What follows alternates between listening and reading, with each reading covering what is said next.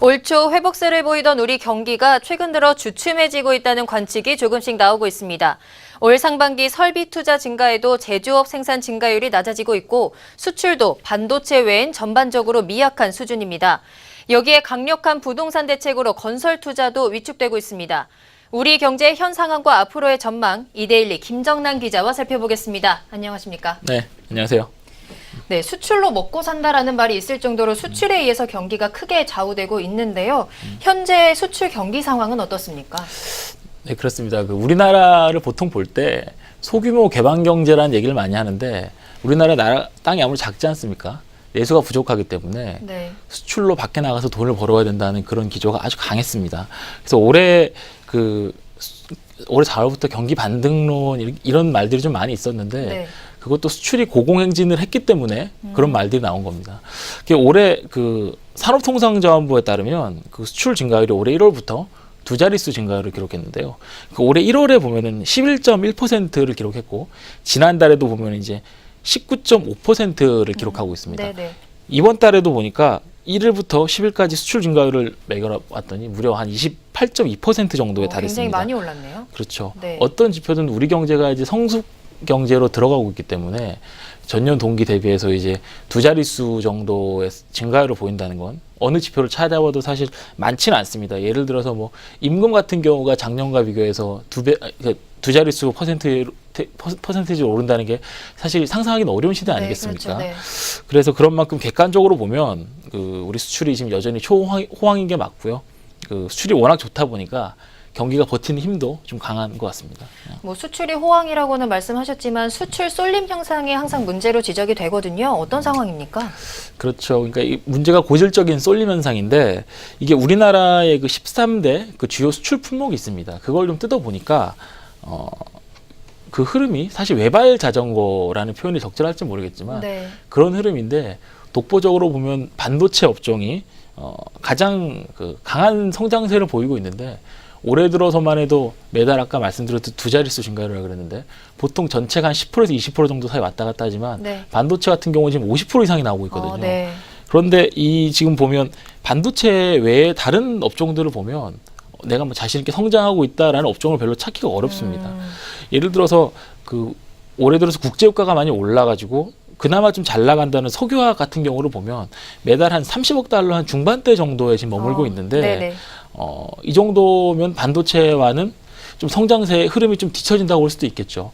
요즘 같은 경우는 자동차라든가 자동차 부품이 어렵다는 얘기가 많이 나오고 있는데 그쪽 수출 역시 마찬가지로 이렇게 쉽지가 않습니다. 네네. 그렇기 때문에 만에 하나 이런 생각을 안 할 수가 없는 게 반도체마저 좀 흔들리게 된다면 우리 경제는 어떻게 될까라는 생각을 안 할 수가 없는데 그 결과에 사실 쉽게 예측이 가능할 거라고 저는 개인적으로 생각을 하고 있는데 이게 우리 지금 수출 증가세가 생각보다 지속 가능하지 않다라고 네. 하는 네. 그 근거도 사실 이런 쏠림 현상 때문에 있다고 봐야 될 것 같고요.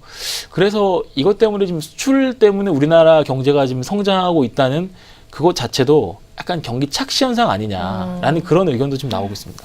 네, 그와 함께 또 민간 소비가 부진하다라는 말도 나오고 있거든요. 어떻습니까? 우리나라 이제 제가 지금 좀 거시경제 상황을 좀 말씀드리고 있는데 네. 우리나라의 거시경제를 가장 좀 주시하는 현비경처럼 들여다보고 있는 사람이 누굴까를 생각해 보면 한국은행에서 기준금리를 결정하는 금융통화위원들이 7명인데 네네. 보통 이제 저희가 7인의 현자라고도 부르는데 그분들이 아닐까 싶습니다. 네네. 그분들이 7월이죠. 저번 달 금통위 본회의를 하면서 좀 주목을 받았던 말들이 있었는데 일제히 민간 소비의 흐름이 조금 더 지켜봐야 되겠다. 이런 말들을 주로 공통적으로 해서 좀 의미가 있었습니다. 일부를 한 분만 옮겨보면 이런 얘기를 했는데요. 지난해 하반기 이후에 수출 확대가 내수로 파급되고 있다고 보기는 아직 어렵다. 이런 식으로 얘기를 했습니다. 왜 그런 얘기가 나왔을까요? 이게 이유가 있죠. 이게 소비 심리 지표라는 게 있고 소비 민간 실물 지표라는 게 있는데 네.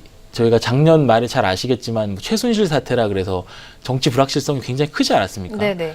그것과 이 소비 심리는 사실 거의 직결된다고 봐도 되는데 그때 이후부터 해서 한국은행이 매달 내놓는 소비자 심리 지수라는 게 있습니다.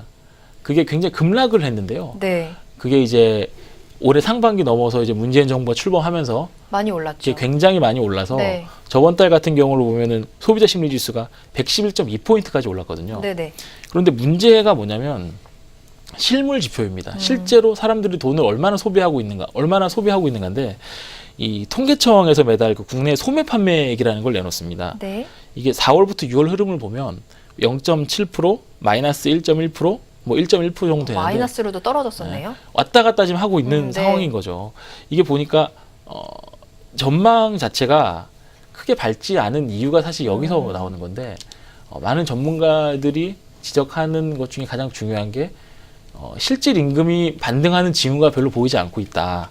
그래서 사실 저희도 이제 소비를 하려면은 돈이 좀 있어야 되고 그러니까 기분만 좋다고 돈을 쓸 수 있는 게 아니지 그렇죠. 않습니까? 네. 그래서 저희가 이 경제학에서 얘기하기로는 실질 구매력이라는 말을 많이 하는데 그것 때문에 사실 현실적으로 봤을 때는 소비가 아주 건강하게 반등할 것이다라고 자신 있게 얘기할 수는 아직 없는 것이죠.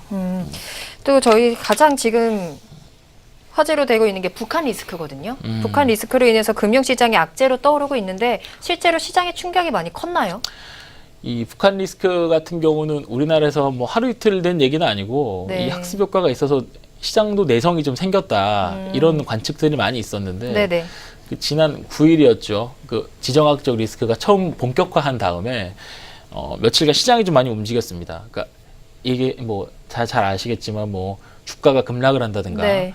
원화 가치가 하락을 해서 환율이 급등한다든가 뭐 이런 것들이었는데 그 충격의 원인이 무엇인가를 하나둘씩 따져보면 그 기저에는 그 우리 그 경제 펀더멘탈 그러니까 우리 그 거시경제 흐름의 회복세 자체가 좀 약해서 그런 것 아니냐라는 분석들이 좀 있습니다. 네. 그러니까 특히 이 경제 펀더멘털이 약해진다는 그 의미가 자국 통화 가치가 하락하는 그러니까 해외 투자자들이 우리나라 중장기적인 우리나라의 경제 상황이 크게 좋지 않을 것 같다는 심리 때문에 여러 가지 원화로 표시된 자산들이 있지 않습니까? 그런 자산들이 이제 투자 매력도가 하락을 하고 그것 때문에 저희가 보통 얘기하는 이 그 자금 유출 압력 네. 이거 다 여기서 나오는 거거든요. 네네. 그래서 이번에 환율이 좀 많이 급등한 것도 이런 그 경제 펀더멘털과 관련이 있는 게 아니냐라는 지적들이 좀 있었습니다. 북한 리스크 때문만은 아니다라는 말씀이시죠? 그렇습니다. 네, 그렇다면 앞으로 경제 전망은 어떻게 될까요? 간단하게 부탁드릴게요. 네, 그 우리 경제를 볼 때 우리 경제가 아무래도 제가 서두에 말씀드렸듯이 소규모 개방 경제라고 하지 않았습니까? 네. 그렇기 때문에 세계 경제의 흐름과 무관할 수가 없습니다. 무조건 거의 비슷하게 간다고 봐야 되는데 최근에 세계 경제 흐름을 보면 뭐 나쁘지 않다는 평가가 많이 있습니다. 특히 미국 경제도 마찬가지고요. 뭐 중국, 일본 다 마찬가지인데 그것 때문에 우리가 지금 경제 회복세가 좀 약해지고 있지만 비관하는 건 좀 이르다. 약간 네. 그런 평가가 많이 있고요. 뭐 관건은 앞으로인데 이제 약간 둔화 국면으로 가기 때문에 어떻게 반등할지에 대해서 좀 더 대책을 논의해봐야 될 것 같습니다. 네, 좋은 말씀 감사합니다. 지금까지 이데일리 김정남 기자와 이야기 나눠봤습니다.